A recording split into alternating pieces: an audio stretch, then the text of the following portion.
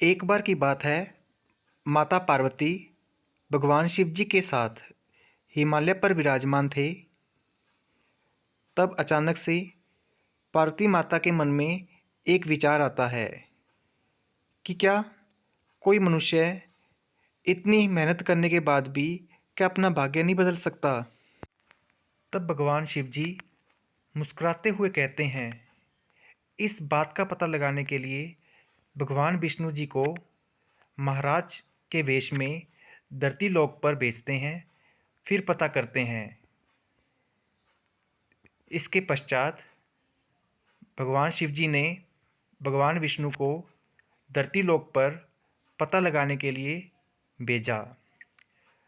अब भगवान विष्णु जंगल का भ्रमण करते हैं। तब उन्हें वहाँ पर एक महिला और पुरुष जो बहुत ही उदास स्थिति में बैठे होते हैं वो मिलते हैं। तो भगवान विष्णु पूछते हैं कि तुम इतने उदास क्यों बैठे हो। तब वह पुरुष कहता है, हे महाराज, मैं पूरी तरीके से गरीब हो चुका हूँ। मैंने न जाने कितने काम कर कर देख लिए, लेकिन मुझे इसका कोई भी फल नहीं मिला। यहाँ तक कि मैंने अपनी बीबी के सारे जेवर गहने सब बेच दिए, लेकिन फिर भी मुझे किसी भी काम में कोई भी लाभ नहीं मिला।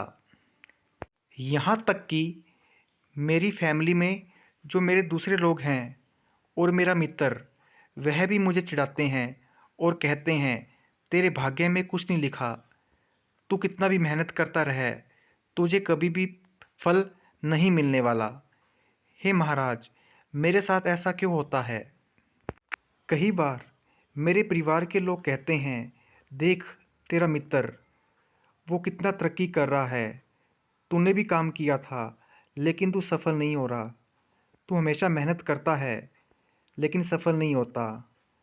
अब शिवजी भगवान पार्वती माता को देखकर मुस्कुराते हैं, कहते हैं, आगे की कहानी हम विष्णु जी के ज़रिए फिर से जानते हैं।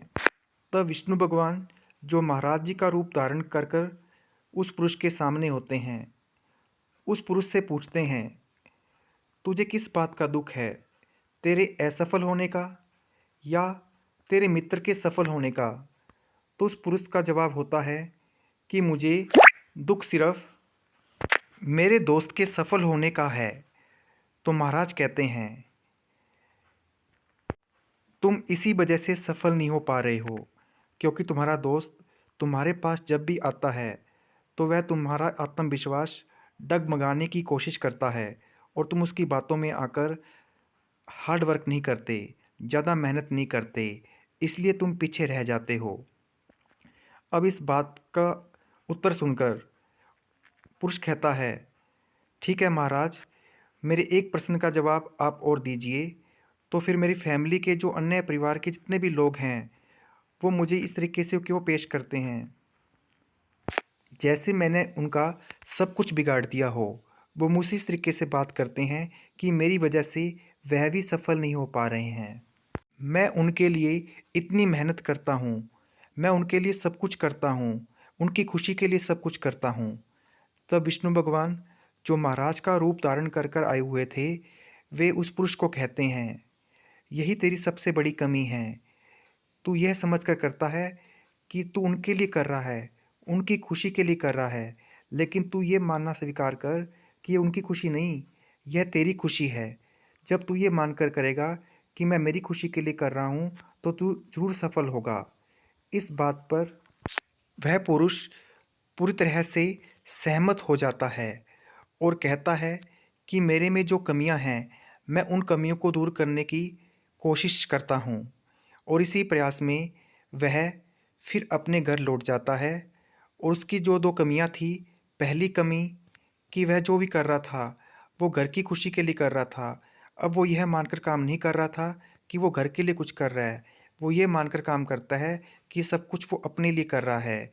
और दूसरा, उसके दोस्त जो उसका आत्मविश्वास गिराते थे, वह समझता था कि दूसरे सफल हो रहे हैं, लेकिन मैं सफल नहीं हो पा रहा।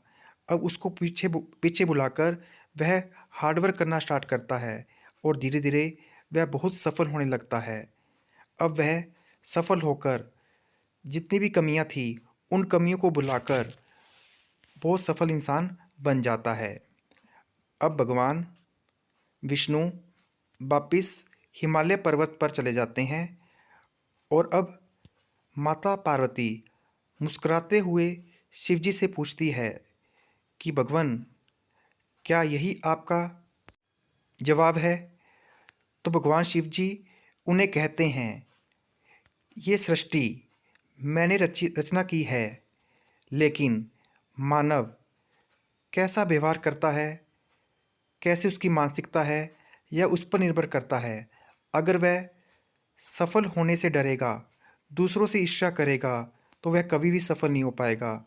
इसलिए वह आत्मनिर्भर, कभी भी अपना आत्मविश्वास न खोए, मेहनत करता रहे, क्योंकि मेहनत करने वालों को एक दिन परिणाम ज़रूर मिलेगा। अगर हम किसी दूसरों की आलोचना से अपने आप को अच्छा महसूस नहीं करेंगे, तो इससे हमारा आत्मविश्वास गिरेगा। इसलिए जो भी करो, अपने खुद के लिए करो, ना कि दूसरों के लिए।